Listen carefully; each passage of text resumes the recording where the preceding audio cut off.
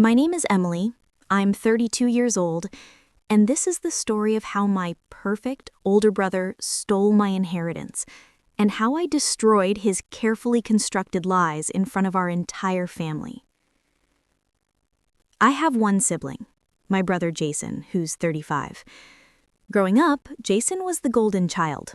Star athlete, straight A's, full scholarship to college. I was the quiet one, the creative daughter who went to community college and worked her way through school. My parents, especially my father, never hid their favoritism. Jason could do no wrong. When he graduated from business school and got a job at a consulting firm, my father threw him a party. When I graduated with my nursing degree, I got a card and $50. But I didn't complain. I built my life independently. I became a trauma nurse, bought my own small condo, and never asked my parents for money. Then, 2 years ago, my grandmother died. She left behind a significant estate, about $800,000 in cash and property. In her will, she'd specified that the money should be split equally between Jason and me, $400,000 each. My parents were the executors of the estate. They were supposed to distribute the inheritance within 6 months of her death. 6 months came and went, nothing. I called my mother. Mom, have you finalized Grandma's estate? I wanted to start planning what to do with the inheritance. Oh, honey, there's been some complications with the will. The lawyers are handling it. It'll be sorted out soon. Another 6 months passed. I called again. Mom, it's been a year. What's going on with the inheritance? This time, her voice was tense. Emily, your father and I need to talk to you.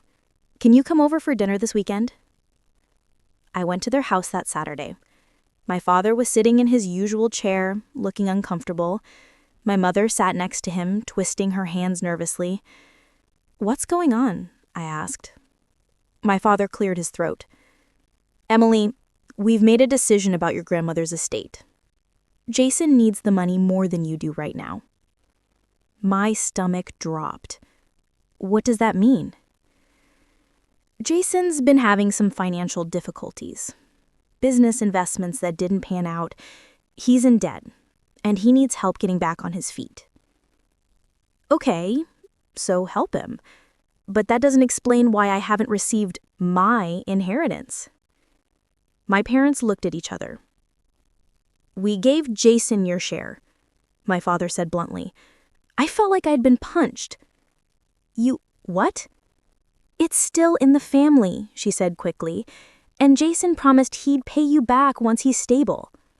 You gave him my $400,000? He needed it, Emily.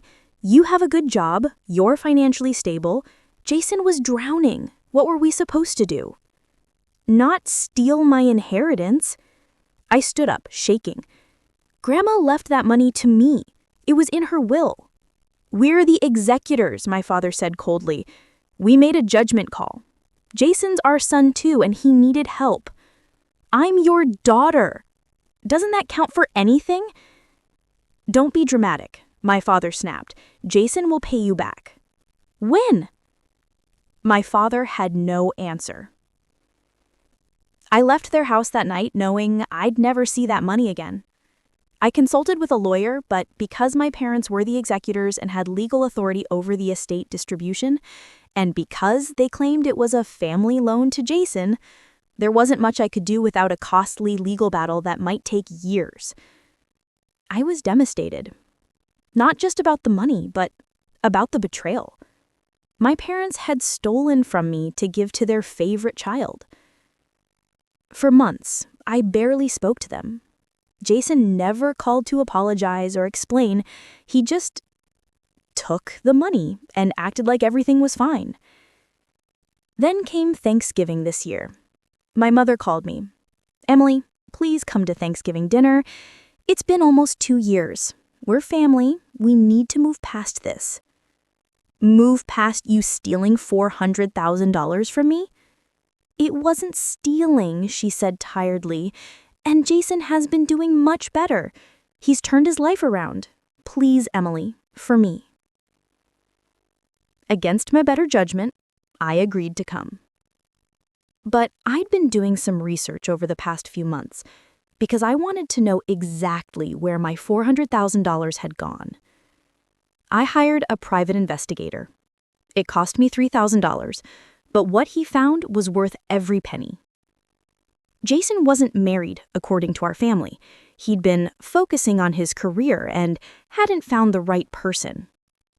He lived alone in a nice apartment downtown. Except that was all a lie. Jason had been married for 6 years to a woman named Michelle. They had 3 children together, ages 5, 3, and 1. They lived in a beautiful house in the suburbs, a house that was purchased 2 years ago for $650,000. Purchased right after Jason received my inheritance money. Jason had a completely separate life that he'd hidden from our entire family. A wife, 3 kids, a house, and he used my money to buy that house. The private investigator gave me photos, marriage certificates, birth certificates, property records, everything. I also discovered why Jason had kept his family secret. Michelle was Black, and our father, though he'd never say it outright, was deeply racist. Jason knew Dad would never approve of the marriage, so he'd simply never told them. He'd lived this double life for 6 years, coming to family dinners alone, claiming he was working late when he was actually at home with his wife and kids, lying about everything. And he'd stolen my inheritance to fund his secret life. I showed up at Thanksgiving dinner with a folder full of evidence. The whole family was there.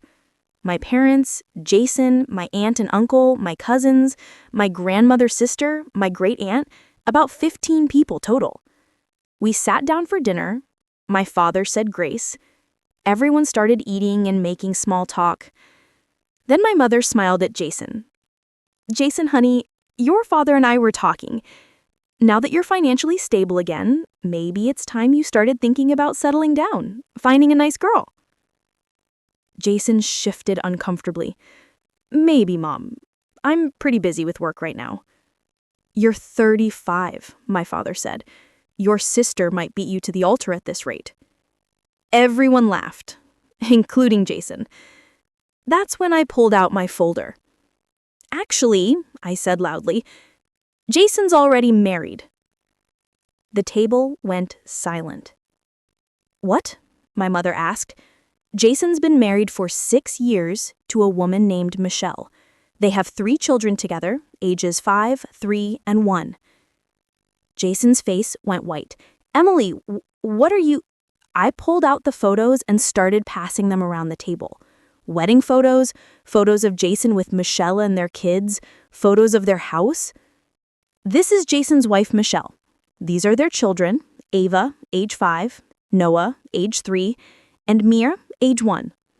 And this is their house, purchased 2 years ago for $650,000. Purchased right after Jason received my inheritance money." I pulled out the property records and handed them to my father. "He used my money as a down payment on a house for the family he's been hiding from all of you." "Jason, stop." I had no right. I stood up too. "You stole my inheritance. You've been lying to our entire family for years, and you want to talk it out rights?" "Why didn't you tell us you were married?" my mother asked, tears streaming down her face. "Why would you hide this?" Jason looked at our father. "Because I knew Dad would never accept Michelle." "Why not?" my aunt asked. "What's wrong with her?"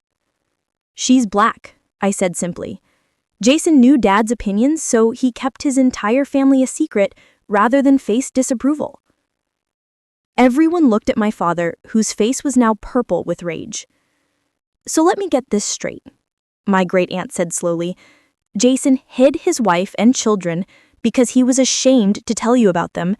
Then he took Emily's inheritance money his own grandma left her, to buy a house for the family he was hiding from all of you."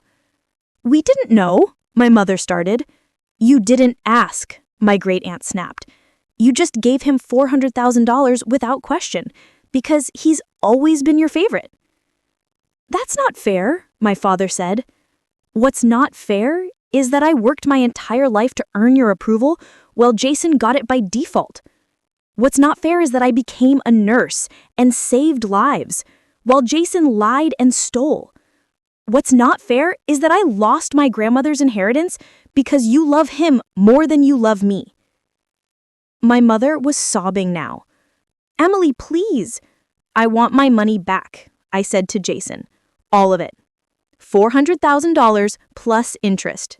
You have 30 days or I'm filing a lawsuit." "I don't have that kind of money," he said desperately. "Then sell the house you bought with my inheritance. Or take out a loan. Or ask mom and dad to give you their retirement savings like they gave me mine. I don't care how you do it. But you have 30 days. I picked up my purse and walked toward the door.